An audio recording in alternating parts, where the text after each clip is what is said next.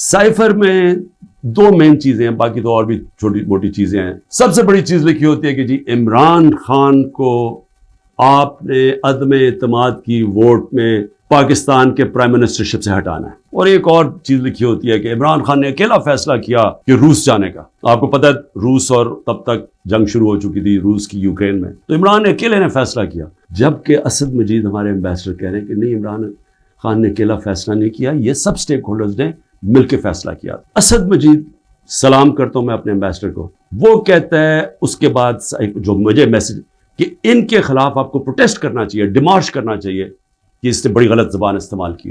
गैरतमंद diplomat हमारा, लेकिन वो गैरत यहां नहीं जागती जब वो यहां पहुंचता है। जब मैं ये देखता हूं कि ये कह रहा है एक एम्बेसडर को कि अपने प्राइम मिनिस्टर को आपने हटाना है, तो फिर मैं देखता हूं कि ये मेरे लिए तो नहीं है। एम्बेसडर तो मुझे जवाब दे है, तो मुझे कौन हटा सकता है? पाकिस्तान में मुझे कौन हटा सकता था? एक ही आदमी, जनरल बाजवा। साइफर तो जनरल बाजवा के लिए है, उसने भेजा है। मुझे खबरें आती रहती थी कि जनाब फैसला हो गया आपकी गवर्नमेंट हटाने को। मुझे रिपोर्ट आ रही रहती, आईबी वाले मुझे आके बताते थे कि जी देखें शहबाज शरीफ की खुफिया मीटिंग्स हो रही हैं, बीच में इनके लोग पड़े हुए हैं, जनरल बाजवा की कोई फादर इन लॉ उनके घर मीटिंग्स हो रही हैं। ये सारी मुझे खबरें आ रही थी। लंदन किसी को भिजवाया जा रहा है, तो मैं मानता नहीं था। मैं जनरल बाजवा को जब मिलता तो वो कहते थे हो ही नहीं सकता, हम तो कॉन्टिन्यूटी चाहते हैं। कौन प्राइम मिनिस्टर को हटा सकता है सिवाय एक आदमी के जिसके पास पावर है? पाकिस्तान में पावर उधर ही है, सुपर किंग है, सब पूछने वाला कोई नहीं है, लेकिन पावर ही पावर। उसके बाद अगले दिन अदम एतमाद असेंबली में टेबल हो जाती है और एकदम हमारे लोग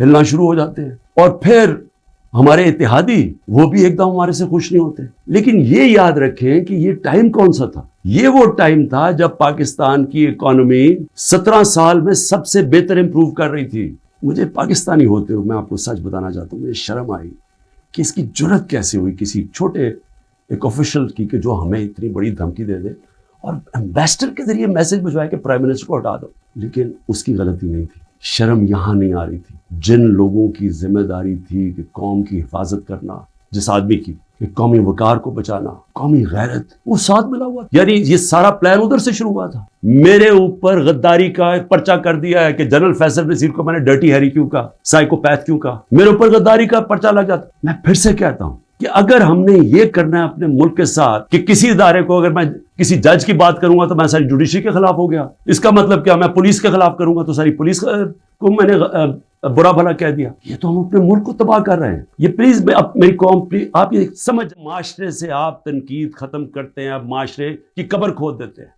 चीफ जस्टिस साहब को मैंने वो साइफर भेजा कि जी इसके ऊपर इंक्वायरी करवाएं। नेशनल सिक्योरिटी काउंसिल के सामने रखा, नेशनल सिक्योरिटी काउंसिल के सामने 30 मार्च को मैंने रखा कि जी ये है, सारे आर्मी चीफ्स बैठे हुए थे, सर्विस चीफ्स बैठे हुए थे, सबके सामने रखा कि ये उसने लिखा है। और आपका एम्बेसडर कह रहा है कि इनको प्रोटेस्ट करो कि ये किसी की जरूरत नहीं होनी चाहिए इस तरह का, किसी भी एक मुल्क को, आजाद मुल्क को इस तरह का जबान इस्तेमाल करनी। उन्होंने कहा जी हाँ, मुदाखलत तो हुई है, तनकीद की, अमेरिका को प्रोटेस्ट भी किया नेशनल सिक्योरिटी काउंसिल ने 30 मार्च को। मैं हैरान हो गया कि सिर्फ जी हम डिमार्च करते हैं, आप इंक्वायरी करनी चाहिए थी, पूछना चाहिए था, लिखना चाहिए था इसने क्यों ये कहा। और इंक्वायरी जब होनी थी तो एक आदमी ने सामने आ जाना था, जनरल बाजवा ने। मुसलसल ये जनाब इनकी मीटिंग्स होती थी, इनकी वो चार्ज रिफेयर से मिलते थे। क्या आईएसआई को नहीं पता था कि पिछले 3 महीने के अंदर हमारे पार्लियामेंटेरियंस, हमारे पीटीआई के बैक बेंचर्स और ये ऑपोजिशन लीडर से बार बार अमेरिकन एम्बेसी में जा रहे थे। अरशद शरीफ ने पूरा प्रोग्राम किया, बताया कि कौन कौन से दिन कौन कौन से लोग गए।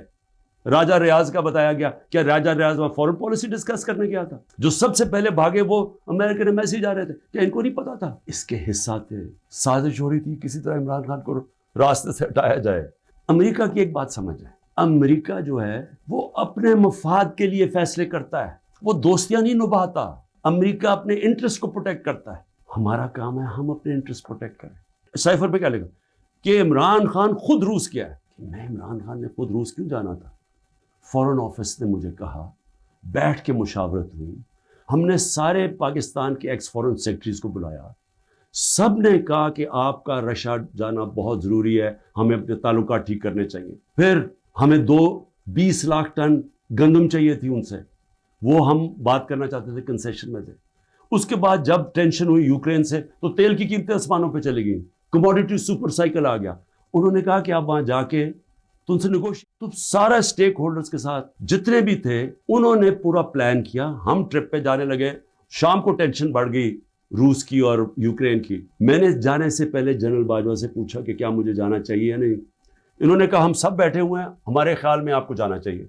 तो सबसे पूछ के मैं रूस गया, मैं अपनी जात के लिए तो नहीं गया। तो वापस आया तो जनाब जनरल बाजवा ने उसके 2 दिन बाद कि जी मजम्मत करो कि जो रूस चला गया वहां। फॉरेन ऑफिस भी बैठा, हमारे मेन लीडर्स बैठे हैं। हमने कहा कि हिंदुस्तान तो मजम्मत नहीं कर रहा, वो तो उनका स्ट्रेटेजिक एलाय है, वो तो नहीं कर रहा, हम क्यों करें। और हम उनसे डील करके आ गए थे सस्ता तेल पे और सस्ती गंदम पे। उसके बाद जाके एक नेशनल सिक्योरिटी का सेमिनार हो रहा है, जनरल बाजवा बैठ के कहते हैं जी इमरान खान हम रूस की सख्त मजम्मत करते हैं। गवर्नमेंट की पॉलिसी के खिलाफ जाके स्टेटमेंट दे देता है। उसके बाद हुसैन हक्कानी की ट्वीट आती है, वो कहता है जनरल बाजवा प्रो अमेरिका है और इमरान खान एंटी अमेरिका है। बाद में हमें पता चलता है कि हमने $30,000 दे के हुसैन हक्कानी को जनरल बाजवा ने हायर किया हुआ था हमारी गवर्नमेंट के दौरान। वो बाद में जब उनका फेरा, उनका एक अदारा होता है जो आपको रजिस्टर करना पड़ता है लॉबीज को, उसमें पता चलता है बाद में हमें। तो मेरा अपना ही आर्मी चीफ मेरे खिलाफ लॉबी कर रहा था, उनको बता रहा था मैं कितना बुरा हूं। कोई फिक्र नहीं है मुल्क किधर जा रहा है, कोई इस वक्त फिक्र नहीं कि मुल्क के सारे इदारे तबाह हो रहे हैं। सारा सिर्फ एक 1 पॉइंट एजेंडा है कि इमरान खान को किस तरह डिस्क्वालीफाई करना और जेल में डालना है, ये एजेंडा है। उसके अंदर ये साइफर भी आ गया। ये नहीं इनको पता कि साइफर में इनकी तबाही है, क्योंकि सब मुलविस थे उसमें। ये शहबाज शरीफ भी था, जरदारी भी था, सारों को पता था साइफर का।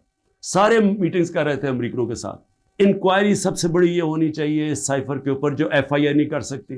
अगर सही इंक्वायरी करवानी है ताकि हम आगे ये गलतियां ना करें, तो इंक्वायरी ये होनी चाहिए कि ये साजिश में कौन कौन शरीक था कि गवर्नमेंट गिरा के एक मुल्क की इकोनॉमी की तबाह किया, आज पाकिस्तान को घुटनों पर रख दिया। आज अगर हम इनकी मदद ना करते और IMF से ना कहते कि आपकी स्टैंड बाय एग्रीमेंट के हम साथ हैं, तो पाकिस्तान डिफॉल्ट कर गया था।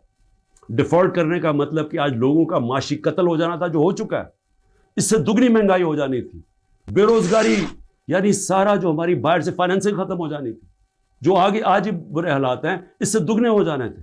सारी दुनिया में खबर देखा कि मुझे एक मुजरिम की तरह पकड़ के लेके जा रहे हैं, तो मेरे ऊपर 30 केस हो जाते हैं। जब मैं 4 दिन बंद होता हूं अंदर, जब जेल के अंदर, तो 30 केस मेरे ऊपर हो जाते हैं कि जी मेरी वजह से वो जो रद्द अमल आया। और रद्द अमल नहीं आना था कि जब आप नाइंसाफी करते हैं, जो सुप्रीम कोर्ट कहता है नाइंसाफी है, वो जो बेचारे निकलते हैं पुरअमन मुजाहरे करने के लिए, जो 27 साल से हमने किए हैं, उनके ऊपर गोलियां चलाते हैं। 25 लोग हैं जिनको इन्होंने शहीद किया है, 16 के पास हमारे पास डेट्स हैं, 9 गायब हैं अभी। 3 लोगों की टांगें कटती हैं, एक आदमी पैरालाइज्ड है इस वक्त, कमर में गोली लगती है। और ये क्या करते हैं, ऊपर से उन्हीं के ऊपर केस बना देते हैं। सारी दुनिया के अंदर अब एक कोई पुलिस की गोली लगी ना, एक फ्रांस के अंदर 4 दिन सारे फ्रांस में आग लगी, 100 बिल्डिंग्स और गाड़ियां जला दी लोगों ने। तो आपको पूछ नहीं रहा कि आप पाकिस्तानी नहीं थे, और 100 लोगों को गोलियां और लगते हैं, और जिसको गोली लगती है, टांग कट जाती है, उसको पकड़ के जेल में डाल देते हैं।